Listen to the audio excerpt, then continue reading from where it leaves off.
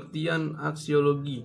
Secara etimologi, aksiologi berasal dari kata aksio yang berarti nilai dan logos yang berarti teori. Jadi, aksiologi adalah teori tentang nilai. Aksiologi yang bahasa Inggrisnya aksiologi yang artinya sebagai the study of nature of Franz Jackson, artinya studi tentang sifat, nilai-nilai, dan pertimbangan nilai. Dari segi istilah, aksiologi adalah ilmu pengetahuan yang membahas nilai-nilai yang memberi batas-batas bagi pengembang ilmu. Aksiologi diartikan pula sebagai ilmu pengetahuan yang menyelidiki hakikat nilai, pada umumnya ditinjau dari sudut pandang kefilsafatan. Menurut John Sinclair, dalam lingkup kajian filsafat nilai merujuk pada pemikiran atau sebuah sistem seperti politik, sosial, dan agama. Sistem memiliki rancangan sebagai tatanan, rancangan dan aturan sebagai bentuk pengendalian terhadap satu institusi dapat terwujud. Brand Edwards membagi aksiologi menjadi 3, yaitu 1. Moral, yaitu tindakan moral yang membentuk disiplin ilmu khusus, yaitu etika. Ethic experience, yaitu ekspresi keindahan yang memformulasikan disiplin ilmu estetika. 3. Sosiopolitik, life, kehidupan sosiopolitik yang melahirkan filsafat sosiopolitik. Sini saya sedikit menjelaskan tentang apa itu ilmu pengetahuan. Ilmu pengetahuan terdiri dari 2 kata. Yang pertama ilmu dan kedua pengetahuan. Ilmu secara harfiah dalam bahasa Arab berarti pengetahuan dari kata ilmi. Sedangkan pengetahuan itu sendiri berarti segala sesuatu yang diketahui. Ya, ilmu lebih menitik beratkan terhadap teoristik, sedangkan pengetahuan lebih menitik beratkan terhadap pengalaman atau dunia empiris. Menurut Harsojo, guru besar Universitas Pajajaran, ilmu merupakan segala sesuatu atau pengetahuan yang dikaji secara mendalam atau secara analitik, dan merupakan segala sesuatu yang berkaitan dengan dunia empiris yang terkait dengan faktor ruang dan waktu, serta yang menjadi dasar ialah penginderaan.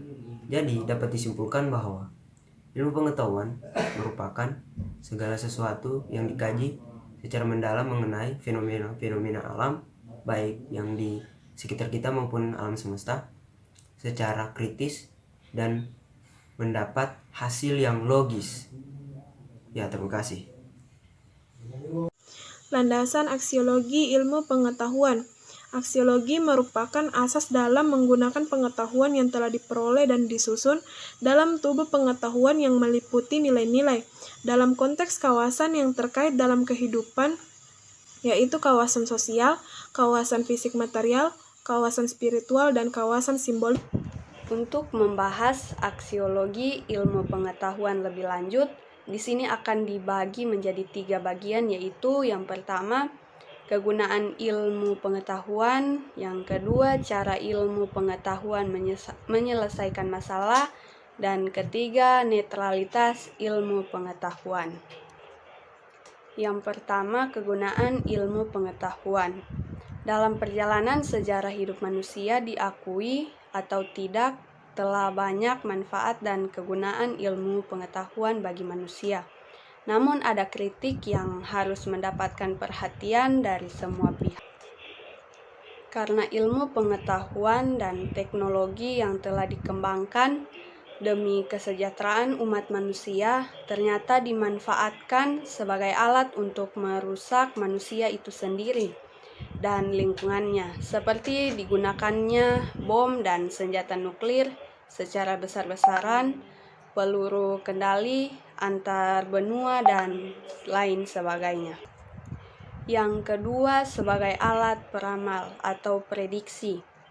Setelah diketahui faktor penyebab dari sesuatu gejala, maka tindakan selanjutnya adalah menggunakan faktor-faktor penyebab itu untuk membuat ramalan atau prediksi.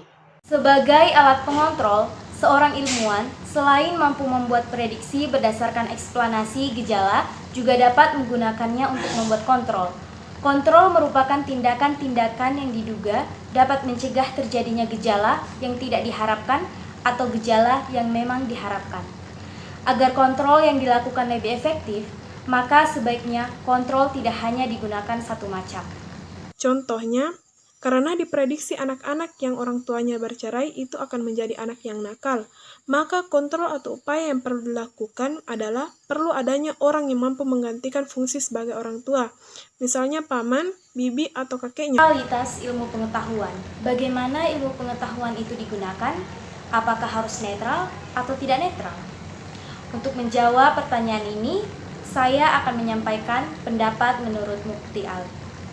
Menurut Mukti Ali, sains itu netral, seperti pisau digunakan untuk apa saja itu terserah penggunanya. Pisau itu dapat digunakan untuk membunuh, salah satu contoh perbuatan jahat, dan dapat juga digunakan untuk hal kebaikan. Begitulah teori-teori sains. Ia dapat digunakan untuk kebaikan dan dapat pula untuk kejahatan. Kira-kira begitulah pengertian sains netral itu.